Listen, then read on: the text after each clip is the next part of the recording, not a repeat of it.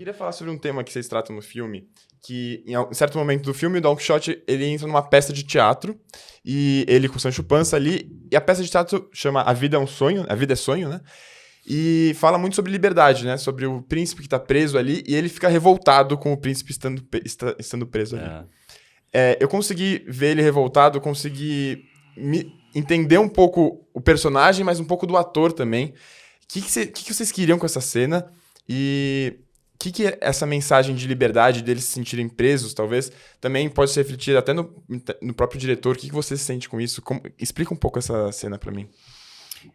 Eu acho que essa tua leitura que você teve da cena é maravilhosa, assim, e eu acho que uma obra de arte tem que dar espaço pra isso, sabe? Assim, tem que dar espaço pra você assistir uma cena e falar que piração é essa, né? Que loucura é essa?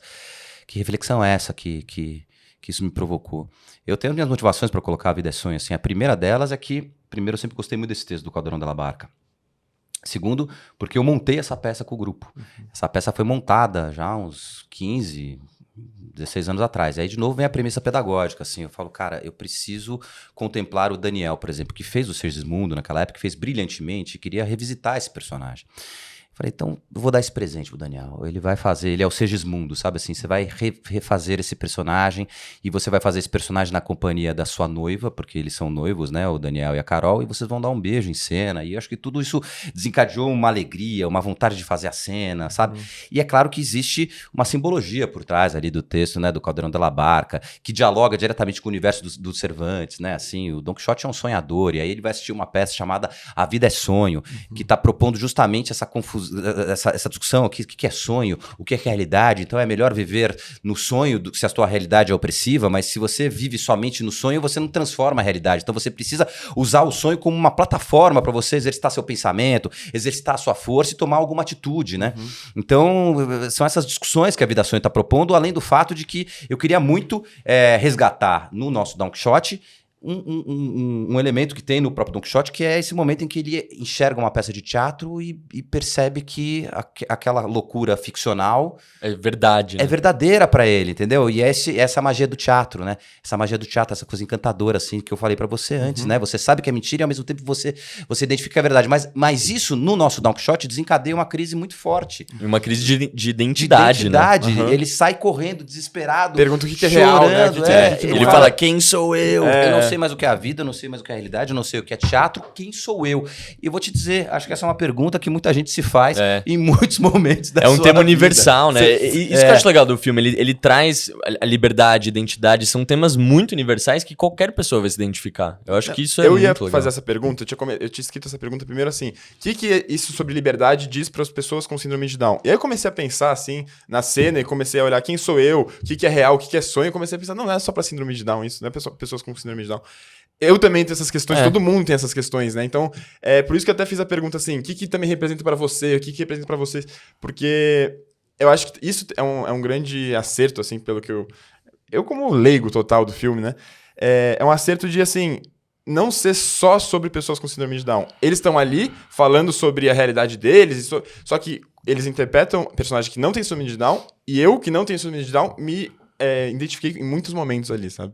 Isso Mas acho que esse é realmente um achado do filme, né? Assim, você tá falando sobre o homem de uma maneira ampla, você não tá falando sobre a síndrome de Down. A síndrome de Down sequer é citada no filme. Em nenhum momento eles falam, nossa, vocês precisam me respeitar, eu preciso ser incluído, sabe? Assim, não, isso é preconceito, né? Não tem isso. Não, e o Cervantes, Shakespeare, os grandes clássicos, eu acho que as grandes obras de arte se propõem a explorar a natureza humana e esses temas que são universais, liberdade, identidade, tudo isso que a gente tá falando. E eu acho que isso é o que a gente falou no começo.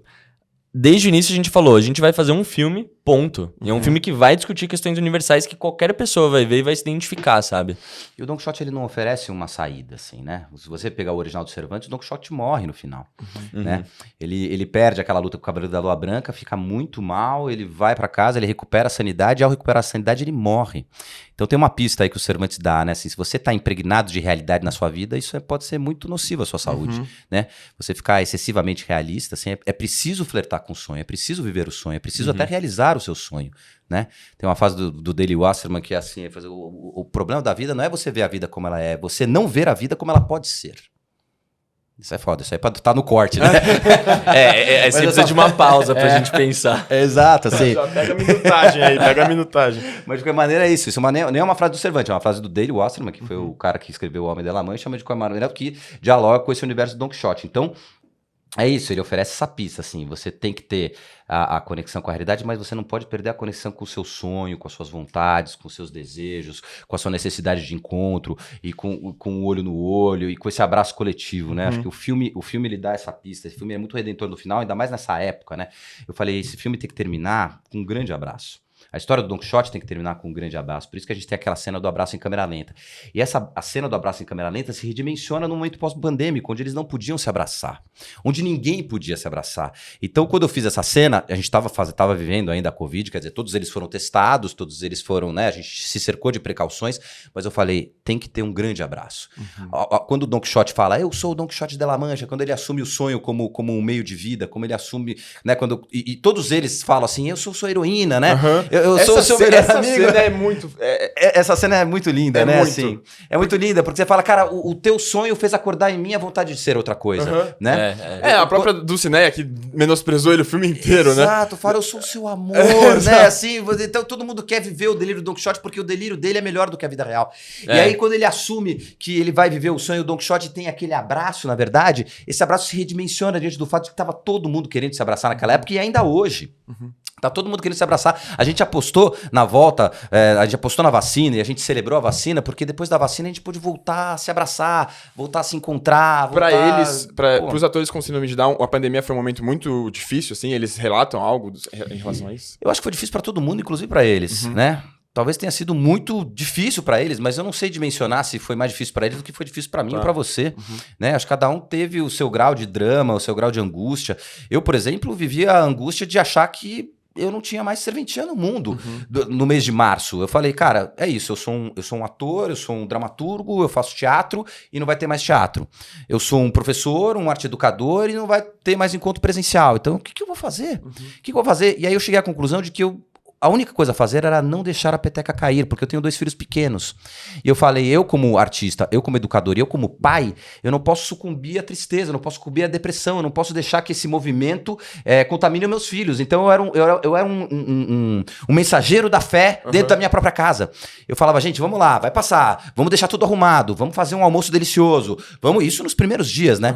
E aí depois, quando começou a vir essa coisa do online, a gente começou a entender que era possível alcançar. E aí quando a gente falou, não dá pra fazer teatro, mas vamos fazer um filme, eu chamei o Patrick e falei, vamos fazer um filme, cara. A gente bota uns negócios de acrílico entre a gente.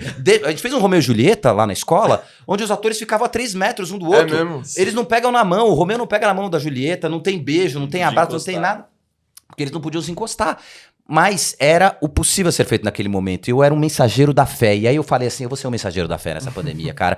Como artista, como educador, como pai. É claro que eu tive meus momentos de tristeza, de profunda agonia, de profunda depressão. Então assim, mas eu falei, não posso deixar a peteca cair. E quando eu vi os Downs ali, realmente entendendo que a aula online era aquilo que eles tinham e valorizando o copo meio cheio e não o copo vazio, eu falo, esses caras estão ensinando de novo.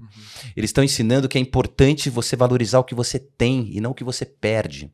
E eu acho que esse é um filme que valoriza a potencialidade, não a deficiência. Eu acho que a beleza do filme tá em valorizar a potencialidade, entendeu? Ele não bota uma lupa na deficiência, muito embora a deficiência esteja lá, a limitação está lá. E eu não quis disfarçar isso, nem na montagem. Quando a Thaís Cortez, que foi a montadora, fez a primeira versão do primeiro corte, ela fez um corte mais frenético, mais rápido, para cortar as gaguejadas que eventualmente eles tinham, as locomoções mais lentas. E aí, conversando com o Patrick, a gente falou, cara, não, a gente tem que preservar a essência da pessoa com síndrome de Down. Vamos colocar o público no ritmo que esses caras estão propondo. Porque o ritmo que esses caras estão propondo é um bom ritmo. Tá vendo? Eu sou frenético, eu começo a falar muito rápido. E às vezes eu mesmo falo assim, calma, Léo, fala devagar, sossega. Porque ao sossegar isso acontece. Se eu estabeleço um silêncio e olho fundo no olho das pessoas, as pessoas vão prestar atenção no que eu tô falando. Às vezes eu desembesto a falar, para, Léo, não desembesta, aprende com o Down. Não desembeste a falar, entendeu? É importante entender esse ritmo novo, é importante você ter esse foco.